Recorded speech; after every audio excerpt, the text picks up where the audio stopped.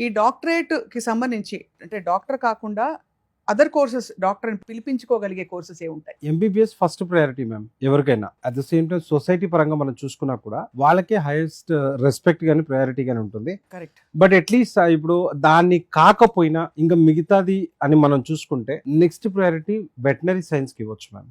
ఒకప్పుడు private practice లేదు veterinary science లో, అవును. చాలా తక్కువ. ఏదున్నా కూడా గవర్నమెంట్ డాక్టరే ఉండేవాడు. ఇప్పుడు ప్రైవేట్ ప్రాక్టీస్ లో కూడా they are you know earning good respect as well as money also. So అట్లా వెటనరీ సైన్స్ వైపు వెళ్ళొచ్చు. అదే విధంగా ఈ మధ్య కాలంలో అంటే అలోపతి కాకపోతే ఆయుర్వేద బాగుంది అనే కాన్సెప్ట్. అంటే అలోపతిలో మనకి ఏమవుతుందంటే ఇమ్మీడియట్లీ రిలాక్సేషన్ ఉంటుంది. అవును. సో ఆయుర్వేద కొద్దిగా టైం తీసుకొని ఉంటుంది కనుక ఆల్టర్నేట్ వైపు మనం చూసినప్పుడు డెఫినెట్లీగా ఆయుర్వేద డాక్టర్స్ కూడా ఇప్పుడు మంచి అని చెప్పొచ్చు. Veterinary, then Ayurveda. అదే విధంగా నెక్స్ట్ చూస్తే హోమియోపతి. అవును. అంటే లాంగ్ టర్మ్ లో డిసీజ్ ని క్లియర్ చేయాలి అంటే definitely homeopathy will take care. Correct. So ఆ రకంగా మనం చూసుకున్నప్పుడు ఈ మూడు నెక్స్ట్ దాని తర్వాత అని చెప్పొచ్చు. అదే విధంగా ఈ మధ్య కాలంలో ఫిజియోథెరపీ కూడా దాని డిమాండ్ పెరిగింది. అవును. అవును. అవును. ఈ ఫిజియోథెరపీ నాట్ ఓన్లీ అంటే స్పోర్ట్స్ లో కావాల్సి వస్తుంది. రైట్. రైట్. మనం క్రికెట్ దగ్గర నుంచి ఫుట్బాల్ దగ్గర నుంచి రకరకాల స్పోర్ట్స్ వాటిలో యూనో